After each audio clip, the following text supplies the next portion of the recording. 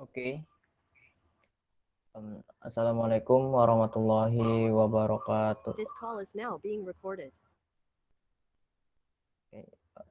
Saya perkenalkan, nama saya Ahmad Wahyaki Saputra. Saya kelas 12 Hija.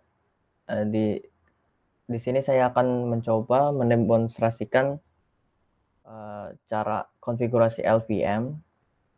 Lalu saya akan mencoba mendemonstrasikan juga hasil pekerjaan saya mengenai DHCP server, lalu DHCP relay dan DHCP client pada Linux dan Windows client ya.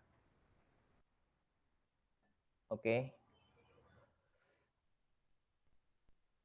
Oke. Oke, di sini mungkin sudah tertampil di layar Anda itu saya sudah membuat sebuah topologi sederhana di mana saya menggunakan DHCP server, relay, lalu kita ada switch di sini untuk ke arah kliennya. Nah, di sini saya menggunakan 3 klien, tapi kita akan coba nanti ada 2 aja. Dari Linux client dan Windows client aja. Nah, yang pertama-tama saya akan mencoba memperlihatkan hasil konfigurasi LVM dan pada DHCP server. Oke. Kita bisa lihat dari list block. Nah, di sini saya menggunakan LVM untuk partisi root. Nah, di sini partisi rootnya itu 6 GB. Yang awalnya kita lihat dari SDB1 dan SDA2 itu masing-masing tuh hanya punya 5 GB dan 3 GB untuk SDB. Nah, saya menggunakan LVM untuk partisi rootnya agar bisa mendapatkan 6 GB. Nah, untuk kita bisa lihat VG display. Nah, ini volume group dari LVM-nya, LVM root. Nah, ini masuk ke 6 GB. Jadi saya satukan untuk 6 GB. Nah, sisanya itu yang dari 3 GB itu untuk partisi home. Dan sisanya juga itu kan 3 GB dibagi 3 ya. Satu untuk yang LVM, 2 GB untuk home dan swap.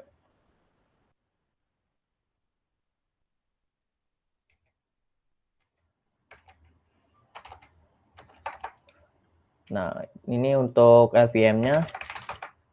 Lalu untuk DHCP server kita bisa lihat dari konfigurasi, dan untuk menginstalnya pertama-tama kita bisa menginstal menggunakan paket apt install isc dhcp server. Nah, setelah terinstall kita bisa lihat dari konfigurasinya yang ada di /etc dhcp dhcpd.conf. Nah, lalu kita bisa cari baris yang ada tulisan slightly different configuration. Nah, ini contoh dari default configuration dari ISC DHCP server. Nah, pada task kali ini saya diperintahkan untuk membuat DHCP server menggunakan /29 yang mana saya dengan IP bebas ya. Jadi saya menggunakan 10.10.10.10.0 dan /29. Nah, untuk network sendiri saya mendapatkan 255.255.255.248. Untuk range kita set ke titik 2 sampai titik 6. Domain name server kita set ke 8888 saja. Terus IP router. Nah, ini IP routernya ini IP untuk si DHCP relay-nya. Nah, untuk option broadcast address-nya ini kita juga pakai yang titik 7 setelah kita hitung subnetting-nya. Nah, selain itu, setelah kita konfigurasi subnet apa yang akan diberikan kepada klien, kita juga men-setting subnet yang dimiliki oleh servernya. Kenapa? Karena ketika kita tidak menggunakan subnet untuk servernya, itu akan terjadi error. Nah, setelah itu kita save. Kita bisa cek lagi satu konfigurasi yang tidak kalah penting, yaitu konfigurasi default interface pada DHCP servernya.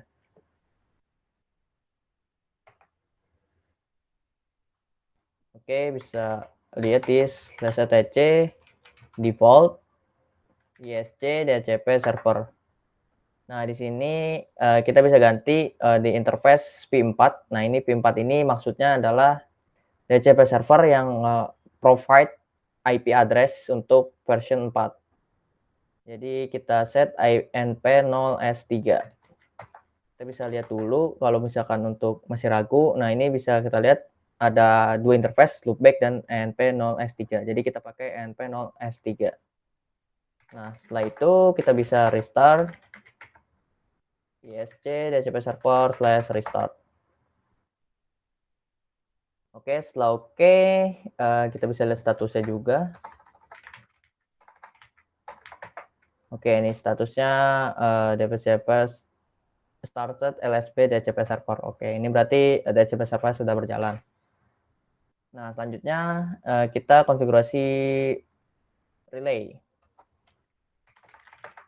Nah, untuk relay sendiri sederhana, kita hanya perlu menginstal paket bernama apt install isc dhcp relay yang awalnya tadi isc dhcp server, ini kita ganti ke relay yang untuk bagian relaynya. Nah, setelah terinstall kita bisa cek nah, karena ini sudah terinstall, jadi kita harus dbkg reconfigure isc dhcp server dhcp relay. Karena ketika kita awal install itu akan diperlihatkan text UI interface itu untuk mengkonfigurasi default si relaynya. Oleh karena itu kita harus reconfigure lagi isc dhcp relay. Nah, tampilannya sama seperti kita akan menginstal di awal, tidak ada bedanya. Nah, ini untuk pertama-tama kita ditanya ini, you can specify multiple server name or IP address. Nah, ini server DHCP relay should be forward request to. Nah, jadi ketika DHCP relay-nya ini mendapatkan discover package, paket discover dari klien, nah ini dia mau forward kemana nih request-nya itu. Nah, ini tentu saja kita define IP address si DHCP server yang awalnya sudah kita konfigurasi tadi. Nah, untuk DHCP servernya itu kita set ke 10.1.1.2. Nah, setelah kita masukkan, kita oke. Nah, ini kosongin aja. Dan ini juga kosongin aja. Oke, setelah selesai,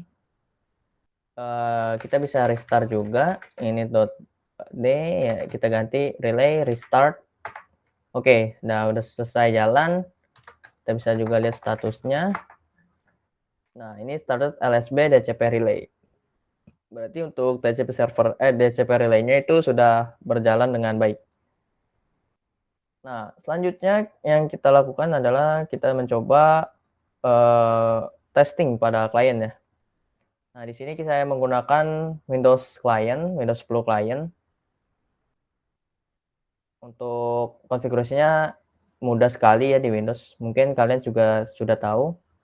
Kita tinggal masuk ke network and internet, network connection, change adapter option, dan pilih adapter yang mengarah ke yang terhubung ke DHCP server. Nah, ini tinggal kita pilih obtain an IP address automatically, dan bawahnya juga obtain DNS server address automatically. Oke, kita oke, close, dan kita coba lihat ya. IP config. Nah, ini udah dapat. Nah, tentu saja kita bisa cek juga nih dari DHCP server IP mana yang udah kepake. Nah, untuk itu kita bisa lihat di DHCP server tileminf atau vim/var DHCP.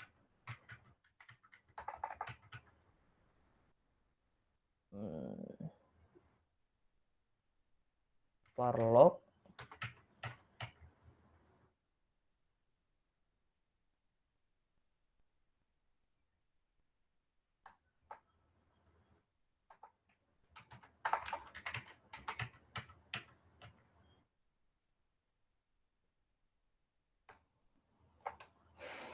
Oke, kita bisa ke root dulu. Pin min name list.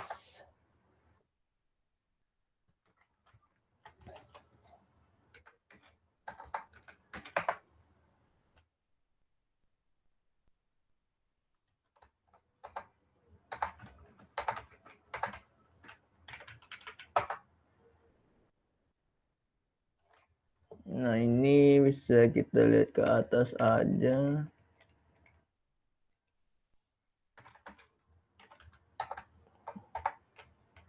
Leas more.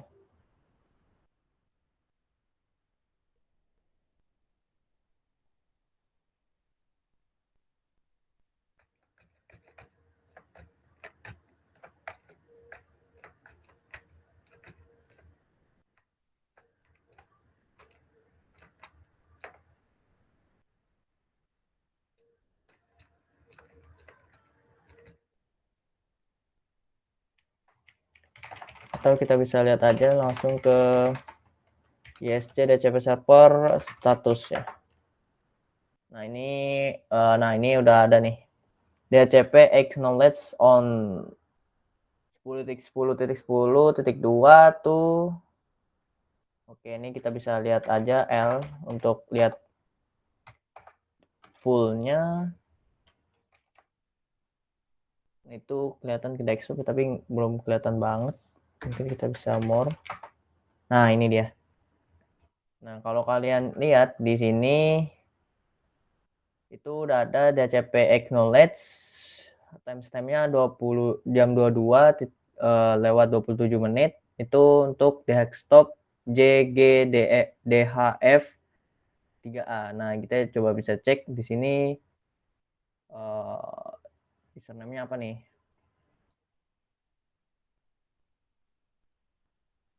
Bisa sistem storage about. Nah, ini sama ya. Nah, berarti untuk DCP server dan relaynya itu berhasil. Lalu, nah ini kita coba juga nih. Selain Windows, bisa gak sih untuk Linux kliennya juga? Nah, ini bisa kita shutdown aja dulu karena pemakaian RAM yang cukup besar ya untuk Windows.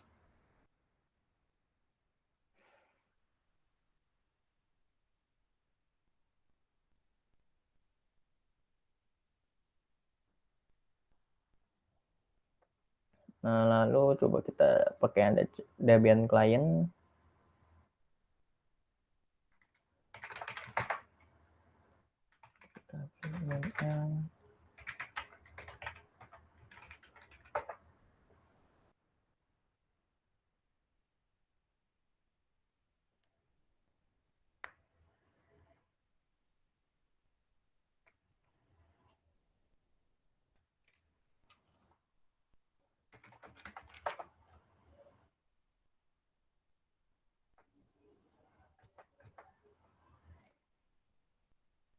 Nah, ini jadi /user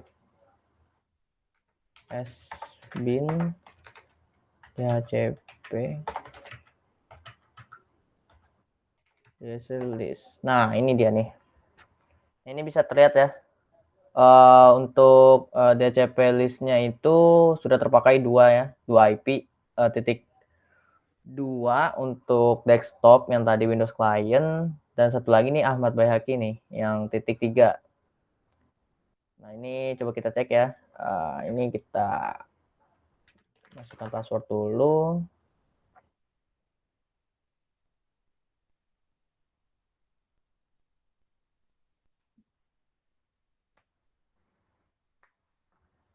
Oke, nah ini kita coba lihat nih benar gak sih untuk